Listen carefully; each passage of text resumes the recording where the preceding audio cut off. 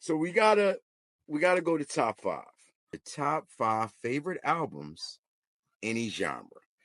Y'all go first. Mine. I think is kind of easy. Probably break it down into genres. The first one is gonna be rap. Ready to Die, Notorious B.I.G. That was like the first. I think the first actual rap like tape.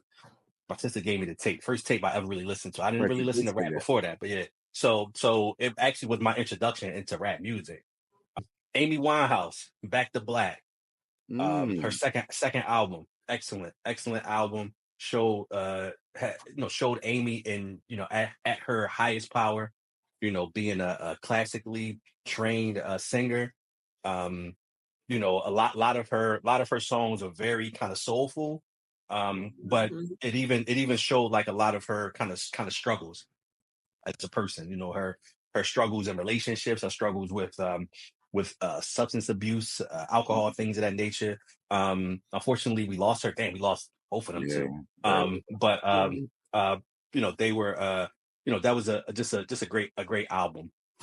My number three is gonna be Mary J. Blige, Share My World. Like Share My World. I recently listened to it because I think we talked about it a couple episodes ago. Yeah. And I recently like listened to it, and I would say every track on there, from the beginning, Love Is All You Need with Nas. Shout out to Nas. Song with Lil Kim. Like she got a song on there with R. Kelly. It's on. Like, I mean, like the album was just amazing. And that's not even talking about I'm going down and not gonna cry. It was just a by far. And that album, I think I might have been 17 or 18 when that album came out, and it was like it was really like kind of like my introduction to really good R&B music. So definitely Mary. My fourth is gonna be a country album, Norah Jones, Come Away With Me.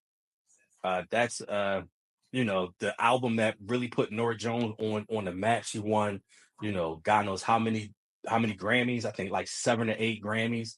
For that album.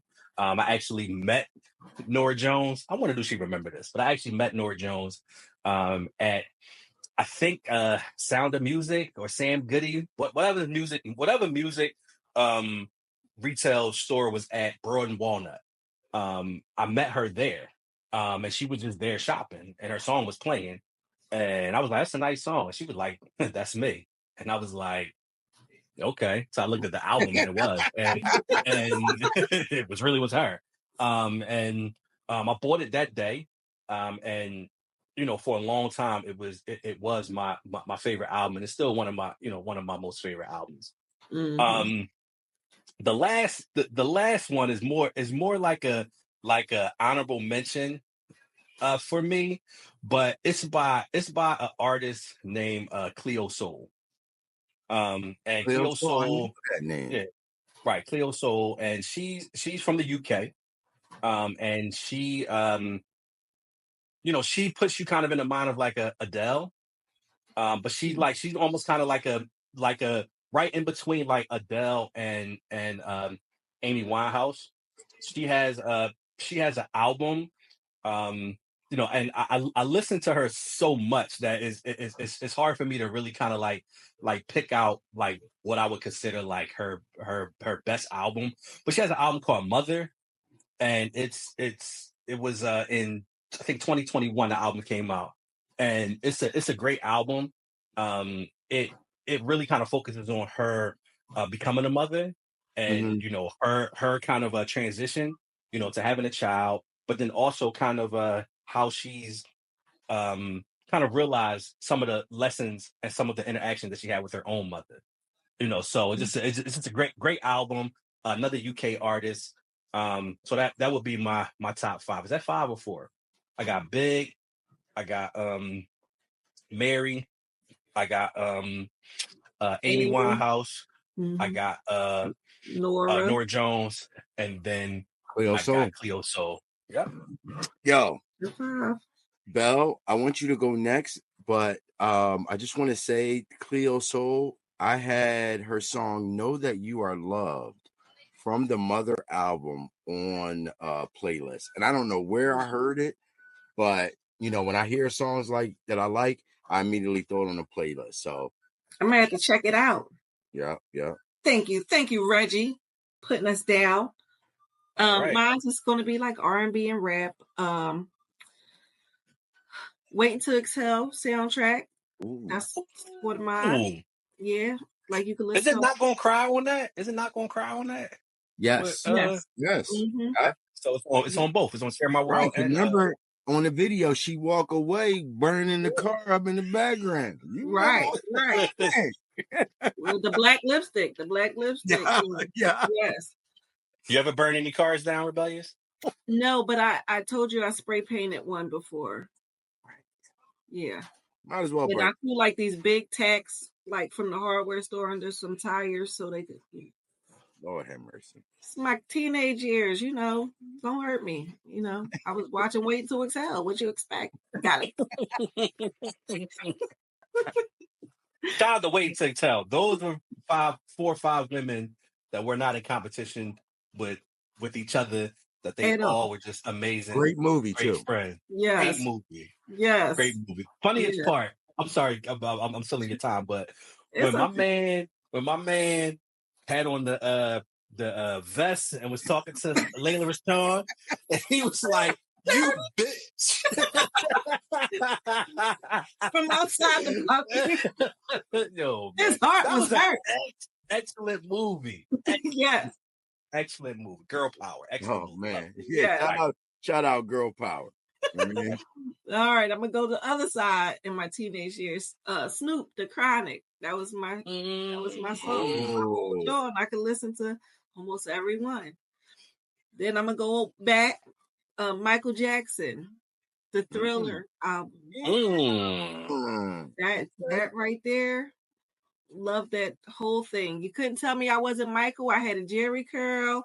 I had the leather jacket with the glove that I made. Michael, I was him in the inside. So can I ask you a question about that album? So a couple episodes ago, we did Rolling Stones did a article, the worst of the best albums. Yeah. So the worst song on the best album, and so Thriller obviously is one of the best albums that's ever been made. And Rolling Stones said that "Lady of My Life" was the worst song on I don't Thriller. even understand how they could even say that.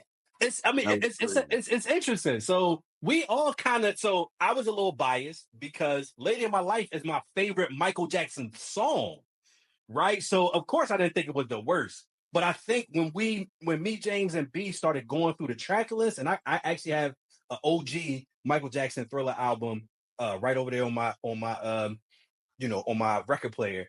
We started going through the track list, and so as somebody that said that that's your favorite album, what do you think was the worst song on there? I mean, I don't have a worse song on there. I think Rolling Stones just had to pull something out that had to be controversial, and that's what they picked. Like, I really don't think that they believe that in their own brains and souls. Like, I just don't think they did.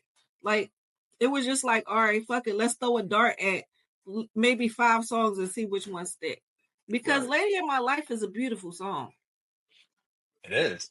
But however, I think 7 out of the 9 songs all charted, and 7 out of the 9 songs were released as singles, and only 2 were not released as singles, and one was "Lady of My Life," and I did not know that. Shout out to B because he had all of the stats on Thriller. But "Lady of My Life" was not even released as a single, and also Thriller was the last song released as a single. We did not know that, and it was supposed to have been a throw-in.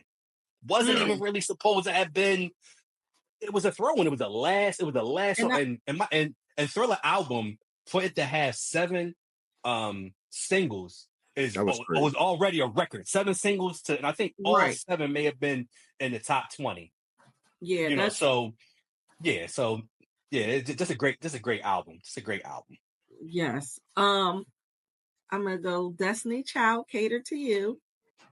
Okay. I believe like that album took you from like through so many phases of a relationship, right? You know, it went from catering to, you know, a breakup to, you know, learning how to be just happy within yourself, you know. So I love that album. And let's go controversial. Best of Both Worlds, Volume 1. I was hoping somebody. Over TP2? Yeah. Oh, yeah. I gotta have It was amazing. Go ahead, you got it. yeah, you know, that set like the bar for every freaking rap and R&B dude. It just set it off. Best of Both Worlds that came out. Nobody was expecting it. It was fire. It was so good. They had to run it back.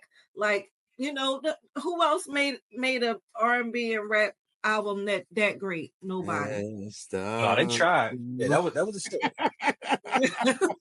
So that's my 5. Somebody girl is at this party. Oh. Shaking that ass to this. Uh-huh. Yo, it was like, listen, man, that was a great album. Oh my God, it was great. Shout out to you for putting R. Kelly on the list. That's right. Let's go hard. Because R definitely has classic albums. Classic. Let's keep it a bean. All right. 12 Play was a classic. From beginning to end. Right, yeah. No doubt. The only time I didn't like R. Kelly is when he tried to be a rapper. Like, just stick to singing. Whenever, like, he had his little rap moments, like, he just skip.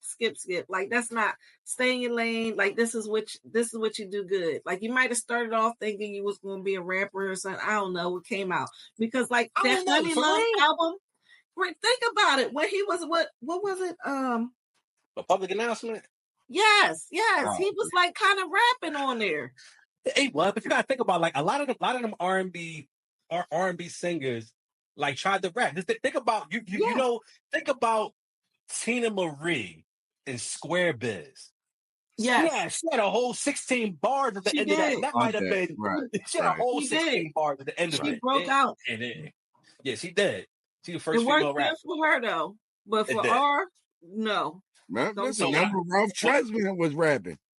No, I don't remember that. But when I need to forget about that. When I think about R. Kelly rapping, I think about Ignition Remix. Like, that was probably the best kind of rap he did. That was a good rap. You know what one of my favorite songs from R is? Number One Sex with him and Carrie Hilson. This is number one. That's a good one. That's a good one. And I love Carrie Hilson. Yeah, me too. I was a big fan of Carrie Hilson. Mm-hmm. All right, so your turn, James. 5 Jones. You already know one of them Jones gonna be Nas, right? Mm-hmm. And it's not gonna be Illmatic. It's gonna be It Was Written. I love that. Illmatic, of course, is the easy answer. Yes, it was a masterpiece, but It Was Written was just as good. Yes. And could arguably be better if you think about the songs on It Was Written. I think it was. And but I think I was a little too young, and I told you I didn't really get into rap until Big. So I didn't know the whole Illmatic, but to me It Was Written. I mean, the first line, man, fake thug, no love, you get the slug. Like, that's the first line of the first line. Like, I mean, that's one of. So I got listed a bunch of like top 5 that I want to get to at some point, but one of them involves Nas. But yeah, let me see what else you got. So that's well, let me go with my other rap one. My other rap one. And I was trying to think, did I want Only Built for Cuban Links or Ready to Die? It was actually Reasonable Doubt. While Black Album might be one of my favorite albums from Jay-Z overall, Reasonable Doubt to me, it just speaks to the time. I remember the time. And I thought it was way ahead of its time. And you can still play it today. and it still resonate and it's still relevant. I think this was some of the best of Jay because he was coming off of that fast style or whatever. So it was kind of like him. The Hawaiian Silky fame. Yeah. And he was rebranding himself. So I was definitely with Reasonable Doubt should have been triple. Bobby Brown, Don't Be Cruel. Classic album. I can still listen to it today. Get in my prerogative bag. Tenderoni, all that. You know what I'm saying? B Brown was the man. Coked up B too. That's the one I need. I need the coked up B. All right, not the sober fat nigga. I need the coked up B. All right. You need him with that booger sugar. Listen, you already know. That's when he put out his best shit. All right. Cooley High Harmony. Being from Philly, being in high school around the time that Cooley High Harmony came out. At the time I was in Bodine. So it was like, it was, you know, it was all in the same kind of circle. You know what I mean? People that I went to school with, they knew some of them niggas. Then they filmed the first video down South Street. We was just learning South Street, young age and all like that. So definitely an album I can play front to back and even to this day to take me right back to high school days, like a great time in my life. Yeah. In no particular order, of course, with these. And then my last one is The Diary of Alicia Keys. That was a good album. Her first album is my favorite album from her. Now, Girl on Fire, I think was a great album. And then I forgot the other album where she's on the cover where she got like some water shit going on. That was a good one. But Diary of Alicia Keys, that's probably one of my all-time favorite albums. And an honorable mention is Songs in the Key of Life, of course. Stevie Wonder. You know, and that rounds it out, you know. Yeah. I was trying to find a white. What's I'm just thinking, like, I'm the only person that had white albums. Like, I don't know how I feel about that. I'm listen. I got some. It's more musically diverse, you know. No, I'm not. I'm not more musically diverse than James. Not at all. Not at all. I just got some of my favorites. Well, all right. I'll tell you what. The Almost Famous soundtrack. Almost Famous is one of my favorite movies of all time. It was directed by Cameron Crowe, and it's loosely based on his life, where he was he got a job at Rolling Stones underaged as a reporter, and he got to follow around this band Stillwater, and he wrote about his time with it. That soundtrack has some Elton John on it. The Carpenters are on it, so that's probably my white album that I can think of off the top of my head.